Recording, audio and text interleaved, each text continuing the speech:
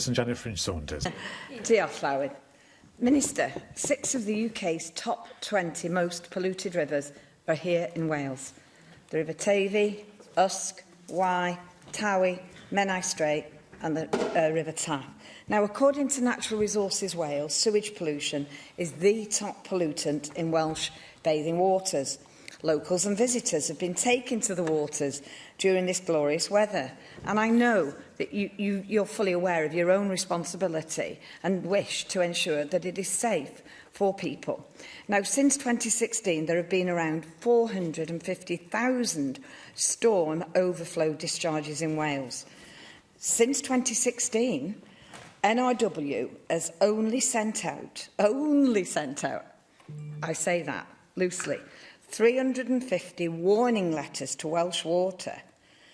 But as a result of sending out 350 warning letters, Welsh Water have only been prosecuted 6 times. Now, that strikes me as a massive enforcement failure. What steps will you take to independently assess whether NRW have actually been taking their own responsibilities seriously and that they have been enforcing correctly? Thank you, Janet. I'm afraid there's a very fundamental misunderstanding of the correlation between warning letters and prosecutions in your question. Obviously, NRW will prosecute somebody who isn't doing the right remedial actions. You don't prosecute somebody who's done something and then takes the right remedial actions. Prosecution is a last step where no other remedy is available. But turning to the substantive point, which is the question of what are we going to do about improving the water quality of the rivers, which prosecution is never going to do, actually. I mean, it's just a last stand for somebody who really isn't doing the right thing. What we need to do is to get people to do the right thing. You consistently list the things that are happening in our rivers, but you always leave out land use and agricultural pollution. Land use and agricultural pollution is a big contributor to the river pollution that we experience right across Wales. No point in shaking your head at me. It just is. It's a matter of data. It is a combination of a whole series of things in every river in Wales. I can produce, and I'm very happy to circulate, Llywyd, for the Senedd, the analysis on each river in Wales and what the top polluter is on each river in Wales, and then a sliding scale of what the issues are. But the point is, it doesn't matter. We have to fix all of the issues. So we've been running a series, as you know, of summits and then task and finish groups coming out of the summits, where each sector is looked to put its own house in order and not throw brickbats at the others. So the First Minister has been very clear, and all of the sectors signed up to this, that what you have to do is look to see what your sector can do to improve its problems in contributing to water pollution. So that is, of course, the water companies, and we're in the middle of the price review, which the UK government needs to pay particular attention to, because at the moment it's still insisting on bill payers picking up the tab for that, and that's clearly the wrong way to do it. But of course we have to do the investment that we need for our water reserves to be right, for a whole range of reasons. Water quality is one of them, but actually we're about to face what is probably a very hot summer and a very dry summer. So we've already stood up our drought teams, for example. So these are very complex things. It's far too simplistic to say that if NRW were to prosecute everyone they sent a warning letter to, the problem would be solved overnight. It quite clearly would not. So I would say to you, engage with the process, engage with the active participation of each of the sectors to put its own house in order. And that includes land use and agriculture, it includes water, it includes house builders, it includes food producers, it includes absolutely everyone who relies on and contributes to our water quality in Wales. Because without everyone doing it, we will not get to where we want to be. Thank you, but I think you missed my question. 350 warning letters went to water companies. So for at the end of the day, perhaps the Minister wants to elaborate and tell me how many farmers you've sent warning letters to about pollution. Now, when you hear that almost 500,000 discharges have resulted in only 6 prosecutions, there can be little confidence in your own regulatory and enforcement regime. In fact, this is a problem that the Climate Change, Environment and Infrastructure Committee noted last year when we stated NRW must be able to respond timely and effectively to pollution incidents and must be prepared to take enforcement action when permit breaches occur. You're not telling me that only 6 permit breaches have occurred in Wales. Even Dr Christian Dunn from Bangor University has said that altering the rules around sewage pollution would create rapid change.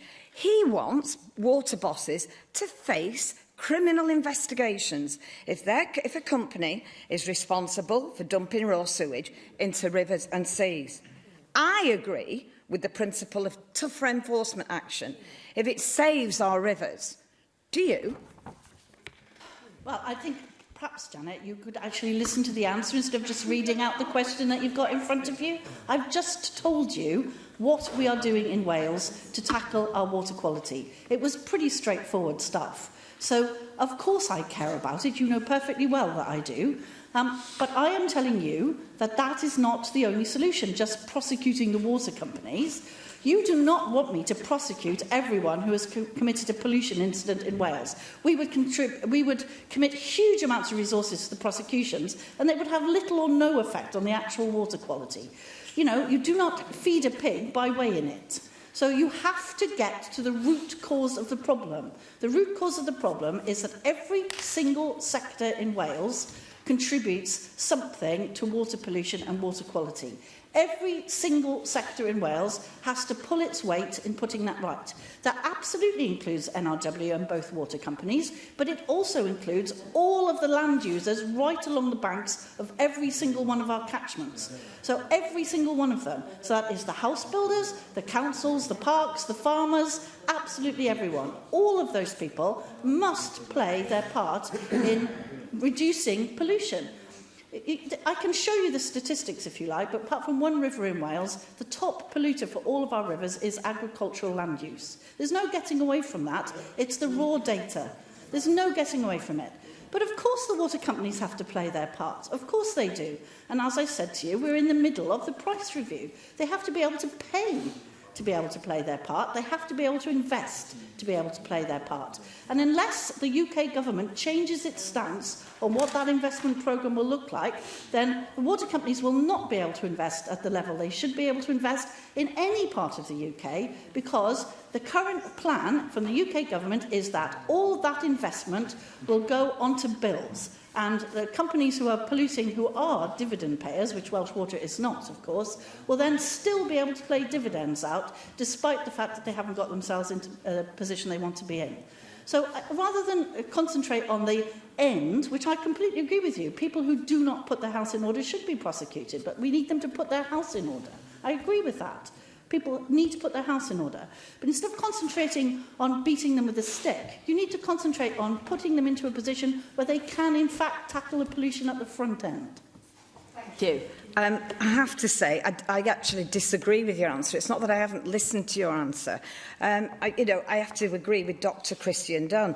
Now, be that larger fines or criminal convictions, I believe it is timely to look at strengthening the current regulations when it comes to how water companies are operating.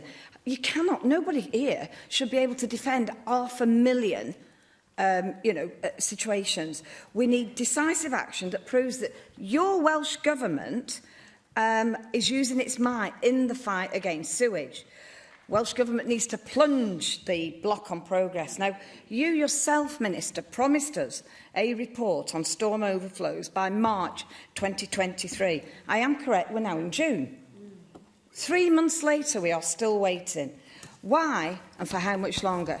Minister, whilst you've dismissed the fact that water companies should be facing tougher penalties and more prosecutions, will you at least have a look and review the side of NRW that is actually carrying out this enforcement action, just to see whether any actual enforcement fines have been missed?